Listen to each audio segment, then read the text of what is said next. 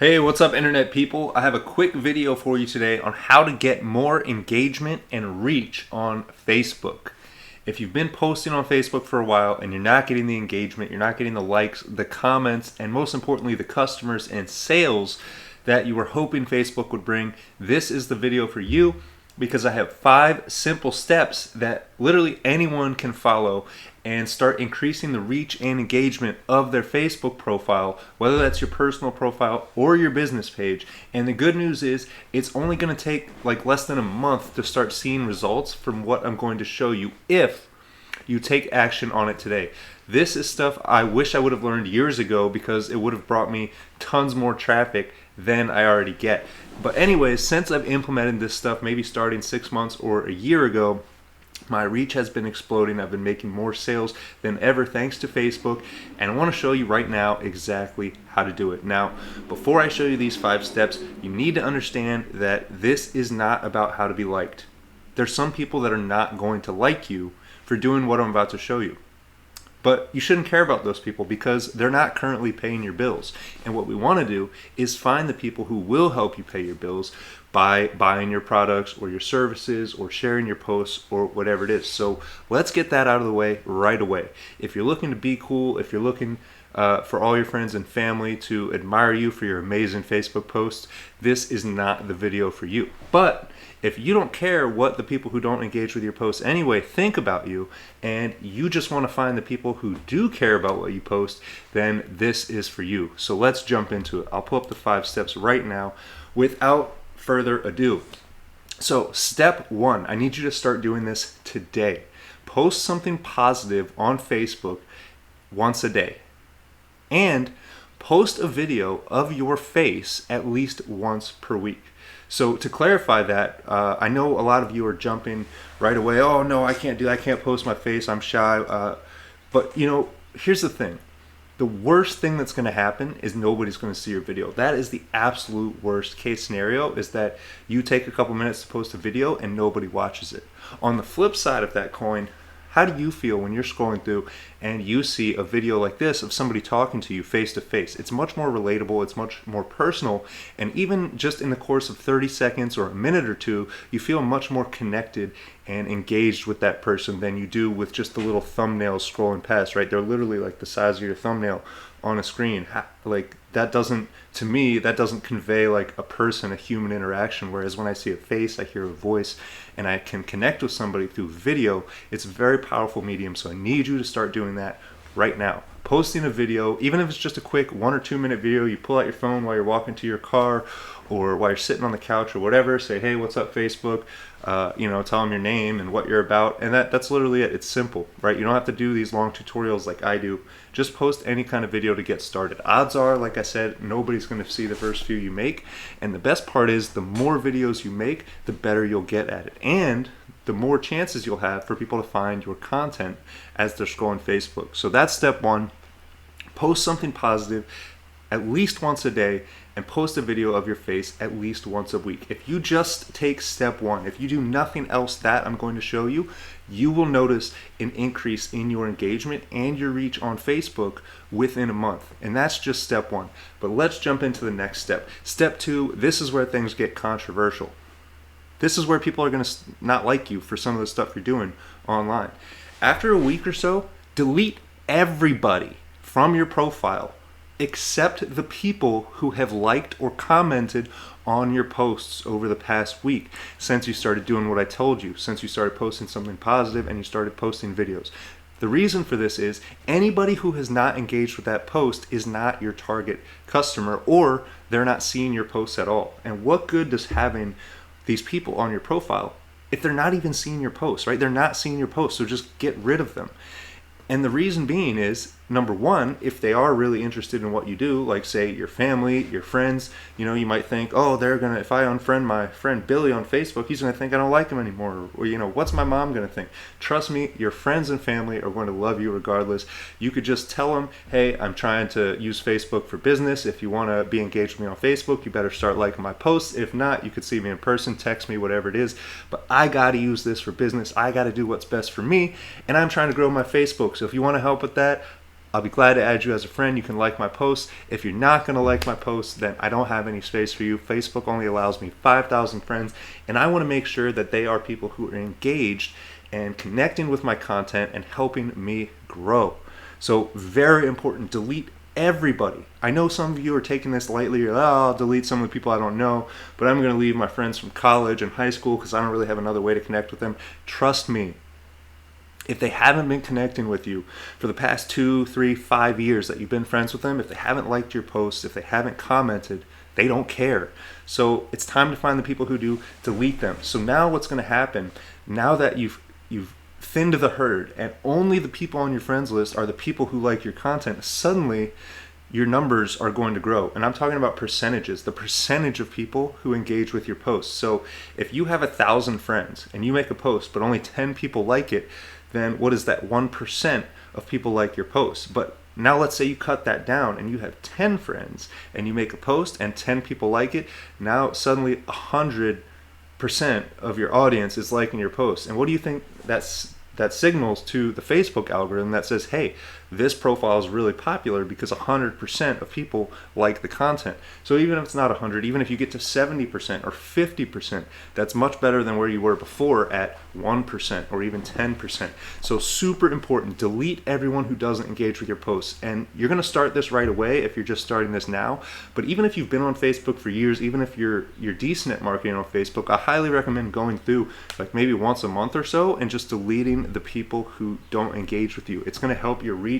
It's going to help the algorithm show your content to more people, and it's going to really help you grow much more quickly.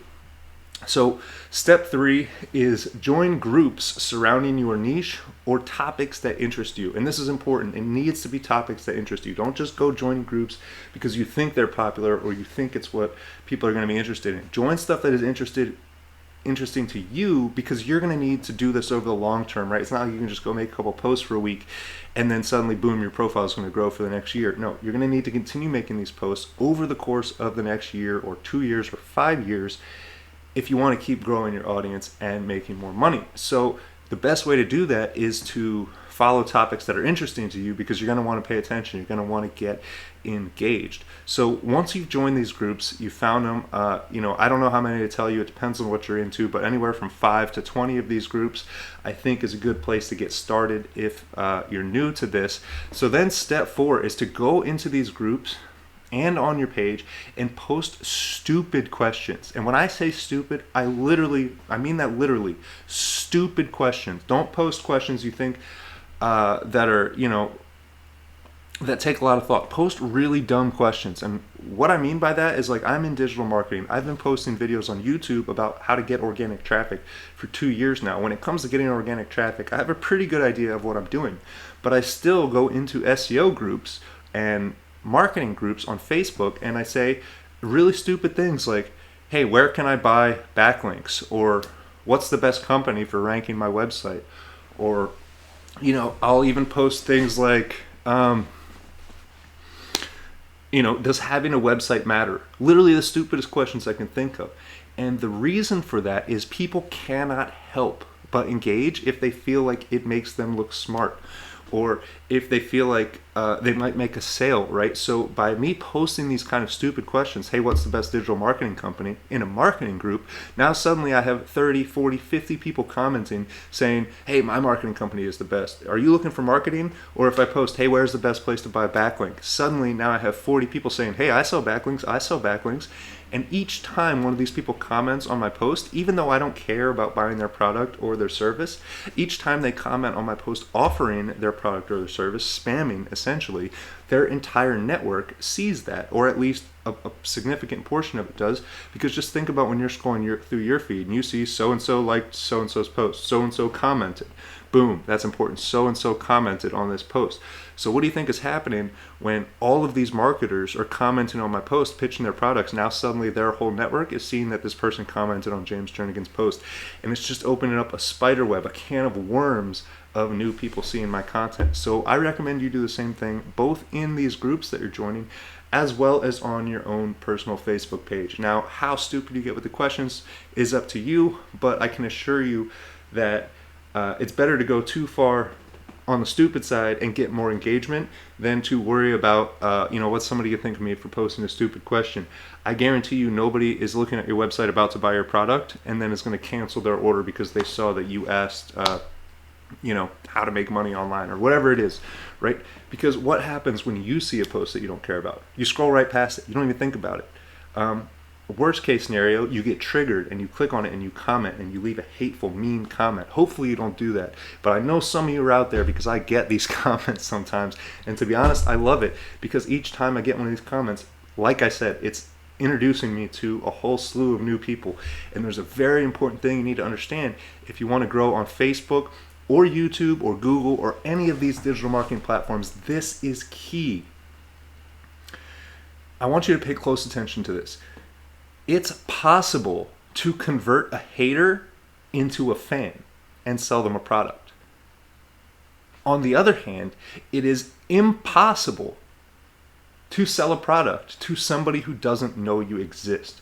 That is very important, and I really need you to get your head around this if you want to grow on social media. It's possible to convert a hater to a fan and sell them a product. However, it's not possible to sell something to somebody who doesn't know you exist. So with that in mind, when I look at social media and how I can use it as a tool to get more traffic, to get more attention, and most importantly, to make more sales, the number one most important thing that I think about before I make any post or click anything or engage with anybody or take any action is this going to increase my reach? Are more people going to know about me from taking this action? If the answer is no, I don't waste my time. I don't care if I'm going to make a post and two of my family members are going to see it and be like, oh, I really thought that was a heartwarming thing you posted, right? I don't care. I can have those conversations with them in person. They can text me, they can call me. It is what it is. When I'm on social media, I'm using it as a tool. Just like when you go run a Google ad and you pay for that ad, you want to get results, right? Well, I'm paying for social media with my time. And when I spend time on it, I want to get results. So I think about that. Is what I'm posting going to introduce me to more people? And sometimes using triggering statements. And now remember, you want to keep this positive. If you go posting triggering negative stuff, all you're going to do is piss people off and they're going to click unfollow and they're not going to pay attention. But if you can trigger them with something positive. Like, for example, one thing I like to trigger people with is AI and how much I love AI to help me create content. But people get triggered because they're like, oh, I don't want to read content from a robot, right?